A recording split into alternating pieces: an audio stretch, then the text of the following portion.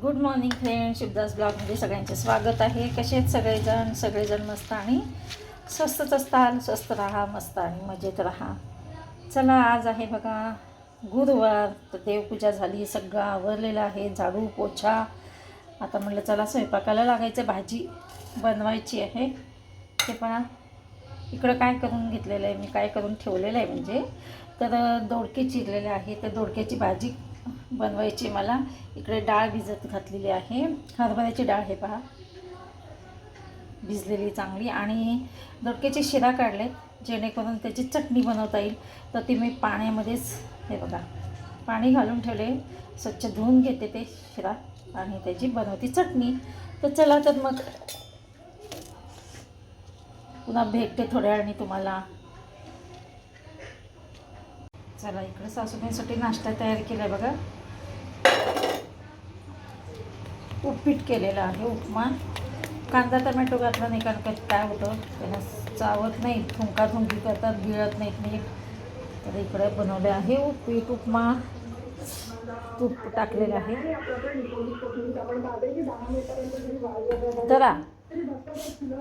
चला इकडे बघा दोडक्याची शिराची ना चटणी बनवायची,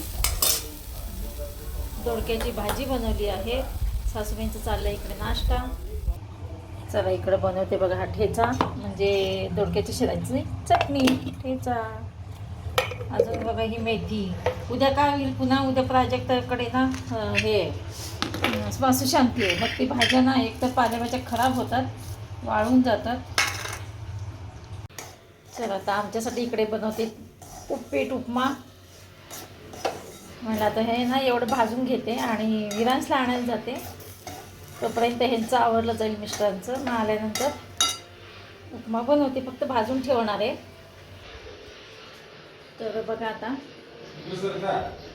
ह्यांचं पण आवडतंच आहे. मी आता माझं थोडं आवडून घेते कारण तो सकाळपासून अवतार असा असतो.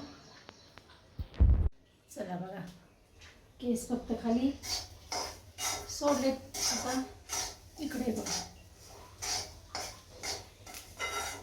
रवा भाजते आणि झालंच आहे भाजून. आता मी जाते विरांशला आणायला, तोपर्यंत ह्यांचं पण हे पण रेडी होतील. विरांश आणि मी लिफ्टमध्ये आता घरी घेऊन चालले विरांशला मी. सकाळचे 10 वाजलेले आहेत. हो का? आणि बाकीचे सगळे मम्माने आणले का? मग विरांशला आणलं घरी. आपण एक आणलं ना कोणता तरी, आपण एक आणलेलं ना ब्ल्यू. आपण आणलंय आली. आपण तिकडे कोकणात गेलो होतो त्यावेळेस. हे पहा आता उपमा तयार करते. विरांशला उपमा नको देऊ म्हटली, ॲसिडिटी झाली त्याला, ॲसिडिटी अजून होईल. एवढ्याशा पोराला ॲसिडिटी बघा. विरांशला आमच्या एवढ्या विरांशला 3 वर्षाच्या 2.5-3 वर्षाच्या विरांशला ॲसिडिटी होती. हो ग नानू, तुला ॲसिडिटी होती. हां हां, टाकायचं नाही तसं मोबाईल. म्हणजे आजी तुझ्यासारखी म्हणू नाही हो, नाही. काल पण असंच झालं अहो, ते ना उभं त्यांना उचलताच येत नाही, फार अवघड आहे. काय करा इकडं. हे पहा इकडं उपीट तयार झालेलं आहे.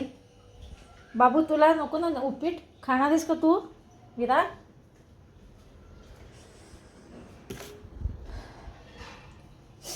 विरांशला ॲसिडिटी होती उपीट खाल्ले की. मोरी करा.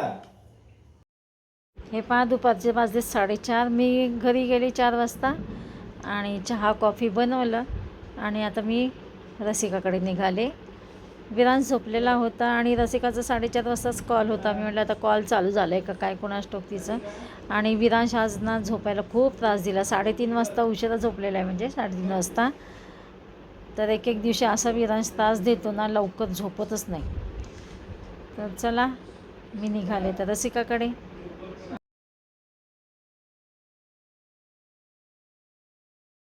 हां ए सोना, ए सोंगा, उठ ग शोंगाडी, उठ ग शोंगी. सोंग करते मी. उठा उठा उठा उठा. आज विरांशने माझ्या झोपायला पण त्रास दिला. लवकर झोपलं नाही. आता उठायला त्रास देणार आहे का? नाही, लवकर उठणार आहे आजी. हो, त्रास नाही देत तो. शना, आपल्याला वाळूत द्यायची ना खेळायला. मग विरांशला वाळूत खेळायला जायचं आता. उठ बाळा, उठ उठ राजा.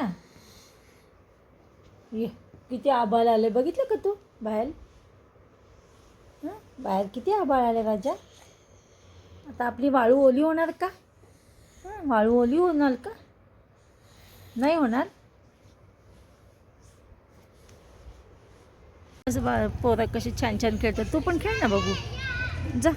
आमचं विरांश बघाय नुसतं बसतं इथे. विरा, ए विरा, तू खेळचं चल. हे पहा, रात्रीचे वाजले 8:30 आणि स्वयंपाक सगळं आवरलेलं आहे माझं. तर मी पण आता सगळी तयारी आत्ता करणार आहे मी. कारण का काय होतं, दिवसभर विरांशकडं जाणं, घरचं करणं, सगळे यातच जातो आणि मला काही वेळच मिळाला नाही की उद्याचं सगळं आहेर काढणं. तर चला, ओटीचं सामान घ्यावं लागेल. तर आता सासूबाईंचं चालू झालेलं आहे. जेवतात का? संपलं का त्यांचं? हो का? बघू आकार. सासूबाई तरी ना रोज पाडून घ्यायला लागले. रोज पडतात. आज या डोळ्याला तर उद्या त्या डोळ्याला. हो की नाही? आता गाणं म्हणतील आता. हे जेवायला घालतात आणि त्यांचं जेवण ना, एक तर गिळायचा प्रॉब्लेम, इकडं सासूबाई तर तिकडं माझी आई आजारी. असं आहे बघा, काय करावं. सगळं चालायचंच आता. जे आहे, जे दिवस येतील त्याला सामोरे जायचं ठरवलं आता मी. जसे दिवस येतील तसे. चला, मग तर बाकीचं मी पाहते आणि मग सासूबाईचं जेवण झाले की आम्ही जेवू. आता साडी तरी रेडी झालेली आहे माझी, पण बाकीचं हिचं प्राजक्ताच्या ओटीचं सामान हे बघा हळूहळू तयारी करतीच आहे मी पण. हे पहा, तर उद्या पुन्हा पूजेसाठी कणकेचे दिवे काय काय करायचे आहेत सकाळी. चला तर मग भेटूया अशाच नवीन एका ब्लॉग्स मध्ये. तोपर्यंत बाय बाय, टेक केअर.